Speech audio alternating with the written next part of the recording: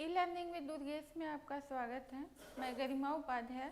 आज का हमारा जो विषय है वो है तरंगे, यानी सागरी भाग में जो तरंगे उत्पन्न होती हैं, जो वेव्स उत्पन्न होती हैं, वो कई तरह की होती हैं। सबसे पहले उसके बारे में जानेंगे। उसके बाद हम लोग जो करंट होती हैं, यानी बड़ी बड़ी जो महासागरीय धाराएं होती हैं, उसको नेक्स्ट क्लास में डिस्कशन करेंगे। वो ज़्यादा इम्पॉर्टेंट है, लेकिन उसको जानने से पहले आपको ये जानना है कि जो छोटी छोटी तरंगे होती हैं कि कौन कौन सी होती हैं और उनको किन किन नामों से जाना जाता है। तो इस क्लास में हम लोग जो वेव्स होती हैं उसके बारे में जानेंगे। ये क्या है, इसमें आपको कॉन्सेप्ट क्लियर करना है। अगर इनका कॉन्सेप्ट आपको क्लियर हो जाएगा तो आप किसी भी तरह का लॉजिकल क्वेश्चन अगर इस पे बनता है तो आप उसको सॉल्व कर सकते हैं सही ढंग से। तो चलिए देखते हैं तरंग, ठीक है, वेव्स। वायुमंडलीय तूफान जैसे उष्ण कटिबंधीय चक्रवात, ठीक है। ये चक्रवात क्या है आप लोग को पता है, तूफान की स्थिति होती है। ये क्या है, इसको क्लाइमेटोलॉजी में हम लोग डिस्कशन करेंगे। यहाँ पे आया है, इसको देख लीजिए। इनसे उत्पन्न लहरों को तूफान कहते हैं। तो जब ये जलीय भाग में होते हैं तो इससे जो है, और जो लहरें होती हैं या फिर जो तरंग होती है, जो धारा होती है सागरी भागों में उत्पन्न होती है, उसमें हवा का प्रभाव बहुत ही ज़्यादा होता है, विंड का प्रभाव बहुत ही ज़्यादा होता है। तो वही यहाँ पे कह रहे हैं कि जो चक्रवात होता है उससे जो है ये तरंगे ज़्यादा प्रभावित होती हैं और उसकी वजह से जो तूफान आते हैं उसमें बड़ी बड़ी तरंगे उत्पन्न होती हैं। हवा सागरी लहरों की उत्पत्ति की सर्वाधिक महत्वपूर्ण कारक है, ठीक है। यानी कि सागरी जो लहर है, प्रवाह है, धारा है, जो भी आप कहिए, सारी किससे सबसे ज़्यादा प्रभावित होती हैं, वो हवा से। हवा से सबसे ज़्यादा प्रभावित होती हैं। और भी इसके कई कारक हैं, लेकिन हवा सबसे ज़्यादा प्रभावित करती है। उसका यानी कि तरंग का या फिर धारा का दिशा निर्धारण में महत्वपूर्ण भूमिका हवा निभाती है। फेज, फेज किसे कहते हैं, सागरी सतह का वह भाग जिस पर वायु प्रवाहित होती हैं, ठीक है, और तरंगे प्रतोड़न रेखा पर टूटती हैं। प्रतोड़न रेखा मैंने आपको प्लम्बिंग लाइन होता है, यानी कि जहाँ पर तरंगे टूटती हैं वहाँ से लेकर अगर तट तक समानांतर एक रेखा खींची जाए तो उसको प्रतोड़न रेखा बोलते हैं। मैंने आपको, जब मैं सी लैंड फॉर्म यानी सागरी जो स्थलाकृतियाँ हैं उसके द्वारा जो बनते हैं इरोजनल और डिपोजिशनल लैंडफॉर्म, उसके बारे में जब मैं बता रही थी तो मैंने आपको इसको बताया था। यहाँ पे वही फिर से कहा जा रहा है कि सागरी सतह का वह भाग जिस पर वायु प्रवाहित होती है उसको फेज बोलते हैं और तरंगे या फिर तरंग प्रतोड़न रेखा पर टूटती हैं, ठीक है। यहाँ पर इस स्थिति पर तरंग ऊपर की तरफ आती है और यहाँ पर मुड़ के नीचे की तरफ आती है और जब जल गिरता है तो वो एक झाग के रूप में फैल जाती हैं और वहाँ से लेके अगर तट की तरफ रेखा खींची जाए तो फिर वही आपकी प्रतोड़न रेखा कही जाती है। चलिए अगला देखते हैं, दोलन तरंग, ठीक है। ये पहला है दोलन तरंग या गहरे जल की तरंगे। ये जो तरंगे होती हैं काफ़ी गहरे जल में, यानी कि जल का जो नीचे वाला हिस्सा है वहाँ पर ये उत्पन्न होती हैं। इसको देख लेते हैं। दोलन या दोलायमान लहरों का सृजन अधिक गहरे जल वाले क्षेत्रों में होता है। यानी कि दोलन यानी कि लहरों में, यानी कि जलीय भाग में, यानी जल में जो मूवमेंट होता है, जो हलचल होती है, उसको क्या बोलते हैं, दोलन की क्रिया बोलते हैं। तो यहाँ पे कह रहे हैं कि ये जो लहरें होती हैं वो सागर के सागर के गहरे वाले भाग में उत्पन्न होती हैं। कहाँ पे होती हैं, गहराई वाले भाग में उत्पन्न होती हैं। लहरों के जल की प्रत्येक बूंद वृत्ताकार रूप में गतिशील होती है। ठीक है, इसका ये नेचर होता है, सागरी जल का नेचर होता है कि जब वो नीचे की तरफ जो लहर होती है या फिर जल होता है, जब वो नीचे की तरफ से निकलता है, नीचे की तरफ से आता है, तो वो चक्राकार यानी चक्र के रूप में एक आकृति बनाता है, यानी चक्र के रूप में वो चलता है, गतिशील होता है। सैद्धांतिक रूप से दोलन लहरें स्थिर होती हैं, किंतु इनमें आगे की ओर गति अवश्य होती है। ठीक है, जैसे अगर कोई शांत जल है, उसमें हलचल पैदा हो तो देखने पे लगता है कि देखने के पे लगता है कि उसमें बस अपने ही स्थान पे हलचल हो रही है, आगे की तरफ वो नहीं बढ़ रही है, लेकिन ऐसा नहीं होता। धीरे धीरे वो आगे की तरफ भी बढ़ती हैं और गतिशील होती हैं। हाँ, ये हो सकता है कि ऊपरी भाग में नहीं तो निचले भागों में वो आगे की तरफ बढ़ेगी, यानी कि अधः प्रवाह हो सकता है। अधः प्रवाह का मतलब कि ऊपरी भाग में प्रवाह न होकर नीचे, यानी सागरी तली के नीचे से जो है वो प्रवाहित हो, यानी जो सागर के नीचे वाला जो जल है वो आंतरिक भागों से प्रवाहित हो, वही यहाँ पे ये कह रहे हैं। पवन के साथ पवन की दिशा में आगे की तरफ बढ़ती हैं और हवा की महत्वपूर्ण भूमिका होती है जल को आगे की तरफ ले जाना या फिर उसमें तरंग उत्पन्न करना या धारा की दिशा निर्धारित करना। तो ये होता है आपका दोलन तरंग, जो गहरे जल की तरंग होती हैं, जो जल के गहराई वाले भाग में उत्पन्न होती हैं। चलिए आगे चलते हैं। स्थानांतरित तरंग या छिछले सागर की तरंगे। ठीक है, यानी कि छिछला सागर यानी कि जहाँ पर सागरी तल उथला होता है, गहरा नहीं होता है, वहाँ पर ये तरंगे उत्पन्न होती हैं। इस तरंग के अंतर्गत ऊपरी सतह से लेकर सागरी तली तक समस्त जल एक ही दिशा में प्रवाहित होता है या गतिशील होता है। मान लीजिए ये सागरी जल है, यह स्थली भाग है, सागरी जल है, ठीक है, सागरी जल है और ये ऊपर की तरफ तो एक दिशा में ये गतिशील होता है, लेकिन जैसे ये ऊपर की तरफ या जिस दिशा में जा रहा है उसी दिशा में, उसी समय, उसी डायरेक्शन में ये नीचे का जल भी उस दिशा में जाएगा। तो ये कौन सा तरंग हो गया? स्थानांतरित तरंग इसको बोलते हैं।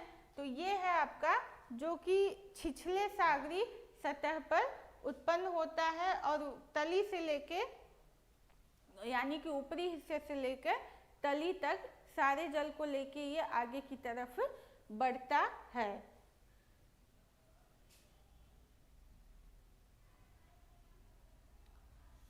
इस कारण स्थानांतरिणी तरंगे दोलन तरंगों से अधिक अपरदनात्मक कार्य करती हैं। ठीक है, और चूंकि ये जल के बहुत बड़े हिस्से को लेके आगे बढ़ती हैं, इसलिए ये अपरदन का कार्य ज़्यादा करती हैं जो दोलन तरंगे होती हैं उसकी अपेक्षा, यानी जो गहरे सागरी जल की तरंगे होती हैं उसकी तुलना में ये अपरदन का कार्य ज़्यादा करती हैं। आगे चलते हैं। ये दोनों के मध्य की तरंगे होती हैं संक्रमणीय तरंगे। इसमें क्या होता है, अगर ये दोलन तरंगे हो गई और ये स्थानांतरिणी तरंगे हो गई, ठीक है, तो इसके मध्य में जो तरंग उत्पन्न होगी इसको बोलेंगे संक्रमण तरंग। ठीक है। इसके बीच वाले भाग में इसको क्या बोलेंगे, संक्रमणी तरंगे इसको बोलते हैं। बस इसमें इतना ही है। बीच वाला जो तरंग होता है उसको क्या बोलते हैं, संक्रमणी तरंग। आगे की तरफ चलते हैं। दैत्याकार या रोग तरंग, यानी कि जो सुनामी आती है या फिर उससे ज्वार के रूप में बहुत ही ऊंचाई तक लहरें उत्पन्न हो जाती हैं, ठीक है। तो एक के बाद बैक टू बैक जो लहरें आती हैं और एक दूसरे पे ओवरलैप कर जाती हैं, यानी कि 1 सेकंड के अंदर या 2 सेकंड के अंदर एक लहर आई, उसके ऊपर उससे बड़ी लहर आई, उसके ऊपर उससे बड़ी लहर आई, फिर उसके ऊपर उससे बड़ी लहर आई। तो ये जो लहरें होती हैं ये एक दूसरे के ऊपर ओवरलैप कर जाती हैं, तो इसलिए इसको क्या बोलते हैं, नाम भी उसी तरह से इसको दिया गया है, इसलिए इसको दैत्याकार तरंग भी बोलते हैं या फिर रोग तरंग भी आप इसको कह सकते हैं। कभी कभी अचानक अत्यधिक ऊंची ऊंची प्रचंड तरंगे उत्पन्न हो जाती हैं। अनियमित सागरी तरंगों को रोग तरंग कहते हैं, क्योंकि अत्यधिक प्रचंड एवं विध्वंसकारी होती हैं। इन्हें सुपर तरंग भी कहते हैं।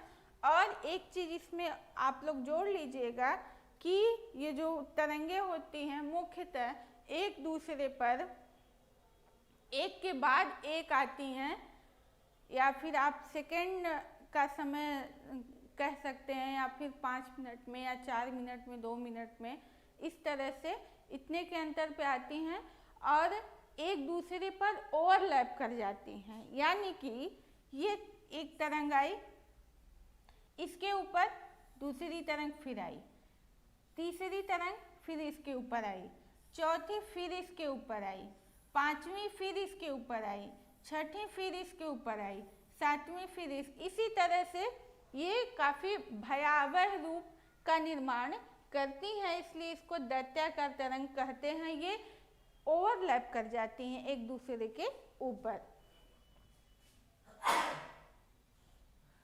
चलिए इसको देखते हैं। इसमें आपको दिखाया गया है कि जो ओवरलैप करने वाली जो वेव्स होती हैं, इस तरह से यहाँ पे आप देख सकते हैं, ये छोटी तरंग है, यहाँ पे ये फेज यानी कि ये जो झाग के रूप में आप ये देख रहे हैं, ये टूटा हुआ भाग है, यानी कि नीचे गिरा हुआ भाग है। अगर यहाँ से तट की तरफ लाइन खींचे तो प्रतोड़न रेखा ये हो जाएगी, लेकिन यहाँ पे उसकी बात हम लोग नहीं कर रहे हैं। यहाँ पे हम लोग जो वेव्स होती हैं, जो रोग वेव्स होती हैं, उसके बारे में बात कर रहे हैं। तो ये पहली तरंग हो गई। दूसरी इसके ऊपर आप देख सकते हैं ये ओवरलैप कर गई, ठीक है। आप अगर ध्यान से देखें तो इसमें एक छोटी सी है, वो इसके ऊपर ओवरलैप कर गई। और देखिए ये इसके पीछे आ रहा है, ये भी इसके ऊपर ओवरलैप कर जाएगा। और इसके ऊपर यहाँ पे आप ध्यान से देखिए, यहाँ पर भी एक पीछे से आ रहा है। ये सारी एक बैक टू बैक आएंगी, बैक टू बैक आएंगी और एक दूसरे पे ओवरलैप कर जाएंगी, ठीक है। तो ये सारे मिलकर एक बहुत ही भयावह मंजर का निर्माण करते हैं, इसलिए इसको क्या बोलते हैं, दैत्याकार तरंग। ये जल्दी देखने को नहीं मिलते हैं, बहुत ही रेयर कंडीशन में देखने को मिलते हैं, या तूफान की स्थिति है या सुनामी की स्थिति है, ठीक है, या ज्वार की लहर काफ़ी ज़्यादा तेज हो गई, इस ऐसी कंडीशन में देखने को मिलता है।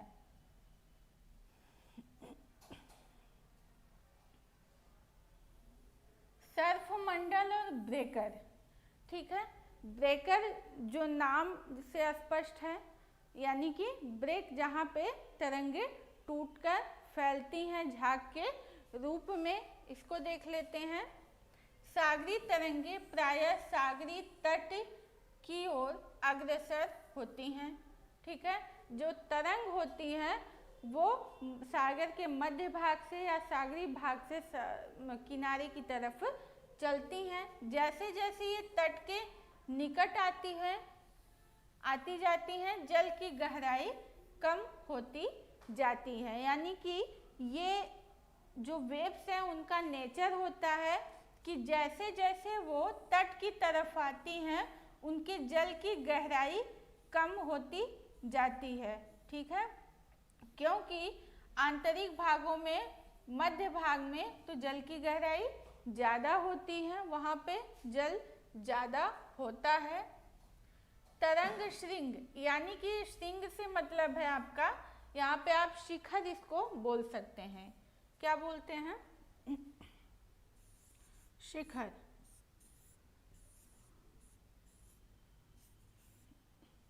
शिखर की ऊंचाई अधिक हो जाने पर वह टूटकर आगे की तरफ गिरता है। जैसा कि मैंने आपको बताया कि आगे की जब तट के पास आते हैं तो वो वहाँ पे जो तरंगे होती हैं, जो लहरें होती हैं, वो टूटकर झाग के रूप में बिखर जाती हैं तथा तट की ओर चलती हैं।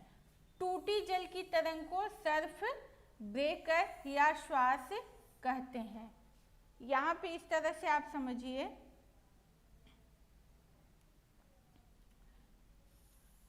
ये लहर है,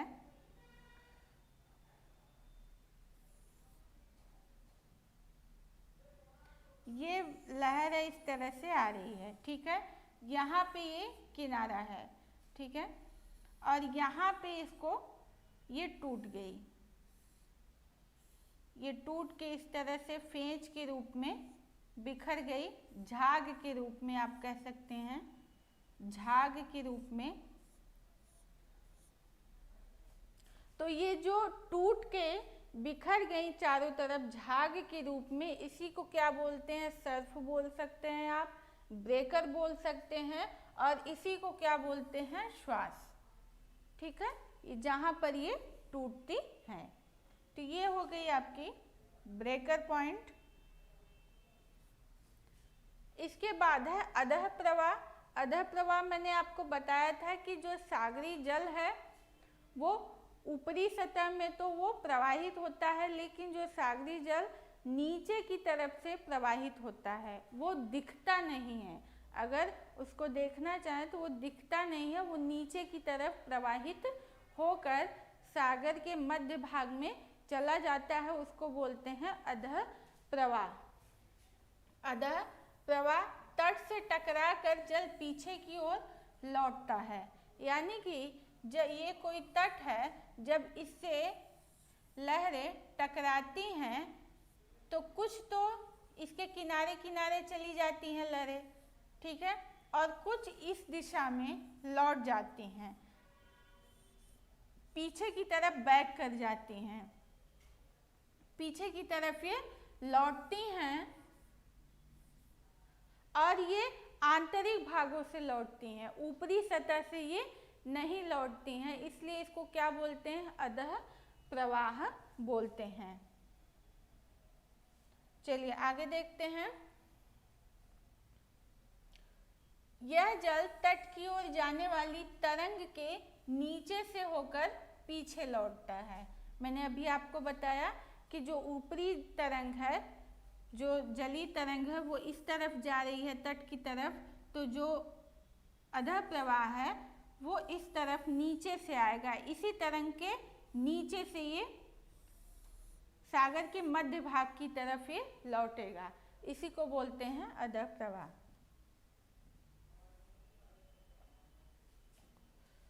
इस तरंग प्रवाह को अधः प्रवाह भी कहते हैं।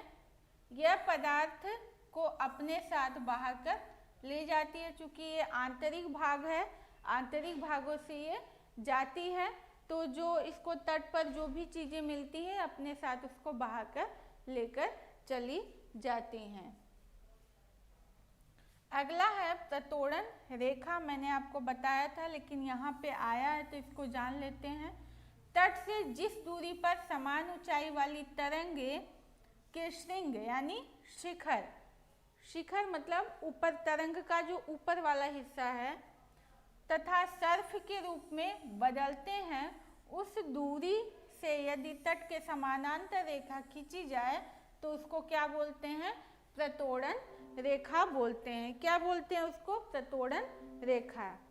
यानी कि यहाँ पे इनके कहने का सीधा मतलब है कि ये कोई तट है और यहाँ से ये लहरें आ रही हैं, यहाँ पे ये टूट के बिखर गई झाग के रूप में, और यहाँ से एक लाइन खींच दी जाए तो ये हो गई आपकी प्रतोड़न रेखा, प्रतोड़न रेखा या प्लंगिंग लाइन। चलिए आगे की तरफ चलते हैं। वेलांचली धारा, ये धारा और तरंगिका, ये जो धाराएं हैं इसको आप ध्यान से अधा प्रवाह, वेलांचली धारा और तरंगिका, ये तीनों चीजें आप लोग अच्छे से तैयार करिएगा। इस पे क्वेश्चन आने की उम्मीद है, आ सकता है। तो वेलांचली धारा तट के समानांतर प्रवाहित होती है, यानी कि मैंने आपको बताया था जब जो जल है, जो तरंगे हैं तट से टकराती हैं तो तट के समानांतर जो प्रवाहित होता है जल, उसे क्या बोलते हैं? वेलांचली धारा।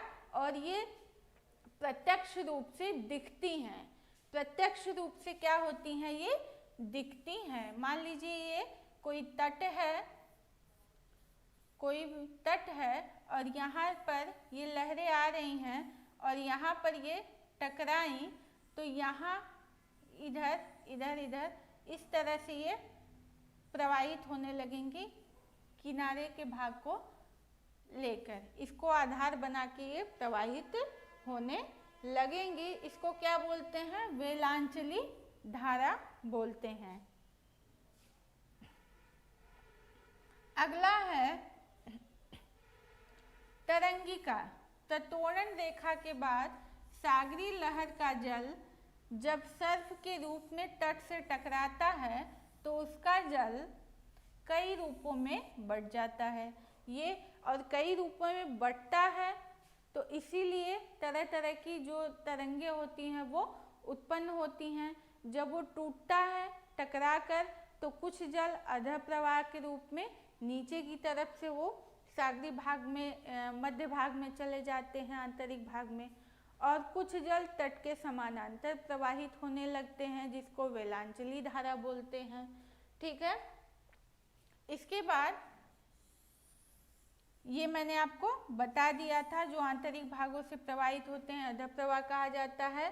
तरंगिका किसे कहते हैं? कुछ जल तट से लौटकर जल की सतह पर तरंग के रूप में सागर की ओर लौट आता है।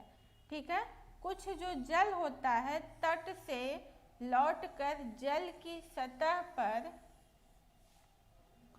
सागर की ओर लौटकर आ जाता है। यानी कि एक तो होता है जो नीचे की तरफ से लौट जाता है सागर की तरफ, एक होता है जो सागरी जो तटीय किनारा है उसके समानांतर प्रवाहित होने लगता है, और एक होता है कि जो सागरी जल है वो ऊपरी तल है। यानी कि आप इस तरह से ये मान सकते हैं, ये यहाँ पर टूटी तरंगे टूट गई तो ये ऊपर से ही, ऊपर जो ऊपरी हिस्सा है वहीं से ये लौट जाएंगी। यानी कि ये लौटते हुए हमें प्रत्यक्ष रूप से दिखेंगी, प्रत्यक्ष रूप से हमको ये दिखेंगी। और अधः प्रवाह जो होता है वो लौटते हुए नहीं दिखता है। दोनों में मेन डिफरेंस यही होता है कि जो अधः प्रवाह होता है वो नीचे की तरफ से जाता है, दिखता नहीं है, वो देख नहीं सकते आप प्रत्यक्ष रूप से। और जो आपकी तरंगिका है, तरंग जो है वो ऊपर जो है सागर की तरफ चली जाती है और इसे आप प्रत्यक्ष रूप से देख सकते हैं जाते हुए। तो ये हो गया आपका तरंगिका। एक फिगर है जिसमें सारे जो वेव्स हैं उनको हम समझ सकते हैं। ये कोई सागरी तट दिया है, किनारा दिया है, सागरी भाग दिया हुआ है। ठीक है। यहाँ पे विभिन्न तरह की लहरें बताई गई हैं। ये शिखर वाला भाग है, मैंने आपको बताया, ऊपर वाला ये हिस्सा है। इसके बाद है ये गर्त है। ठीक है। ये गहराई वाला हिस्सा है, यानी कि सागर के मध्य भाग का हिस्सा जहाँ पे गहराई बहुत ही ज़्यादा होती है। यहाँ पे आप देख सकते हैं, यहाँ ये आपका किनारा है, ये किनारे का भाग है, सागर का किनारा। इसके बाद यहाँ पर जो ये तरंगे हैं इस तरह से आप देख सकते हैं, इसमें ये आ रही हैं और यहाँ पर ये टूट गई, यहाँ पे ब्रोकन वेव। यहाँ पर टूटने का मतलब है ये ऐसे वेव्स के रूप में ये चल रही हैं और फिर जब ये आगे जहाँ इनको टूटना है वहाँ पे ये नीचे जाएंगी तो फिर ऊपर उठेंगी ही नहीं और नीचे जाकर ये फैल जाएंगी। ठीक है, यहाँ पे ये टूट गई, टूट के ये फैल गई और कुछ जल इसमें से क्या होता है, अब इसमें हम समझ सकते हैं, इसमें हम समझ सकते हैं कि यहाँ पर ये टूट गई। ठीक है, और यहाँ पे देखिए आप प्रतोड़न रेखा भी बताई गई है, यहाँ से अगर यहाँ तक ये लाइन खींची जाए तो उसको बोलते हैं। और ये सर्फ मंडल है जहाँ पे टूट के बिखरता है जो तरंग का जल है। इसके बाद अब ये तो यहाँ पे टूट गया, अब यहाँ पे कुछ जल नीचे की तरफ से ये सागरीय भाग में लौट जाएगा, इसको बोलेंगे अधः प्रवाह। क्या बोलेंगे? अधः प्रवाह, अधः प्रवाह। इसके बाद है कुछ जल ऊपर से लौटता हुआ हमको प्रत्यक्ष रूप से दिखेगा सागर की तरफ। ठीक है, इसको मैंने आपको बताया था। और कुछ जो जल है वो किनारा आप देख रहे हैं इसके समानांतर प्रवाहित होने लगेगा। तो ये जो तरंगे हैं इसके बारे में आप जानते रहिए, आगे चल के इसका नाम बार बार आएगा तो आपको जब ये चीज़ें पता होंगी और इसका कॉन्सेप्ट क्लियर होगा तो आपको समझ में आएगा। जो आपके हायर एग्ज़ाम है यानी पीजीटी वगैरह हो गया, फिर डिग्री कॉलेज का एग्ज़ाम हो गया, उसमें जो पर्टिकुलर ज्योग्राफी वाले स्टूडेंट हैं अगर वो देने जा रहे हैं तो इस टॉपिक से ये जो वेव्स हैं इससे लॉजिकल क्वेश्चन आ सकते हैं, या फिर नेट के एग्ज़ाम में भी इस जो वेव्स है तरह तरह की इनसे लॉजिकल क्वेश्चन बन सकते हैं और डायरेक्ट क्वेश्चन भी बन सकते हैं। तो इसको आप लोग अच्छे से तैयार करिएगा। उम्मीद है आप लोग को ये समझ में आया होगा।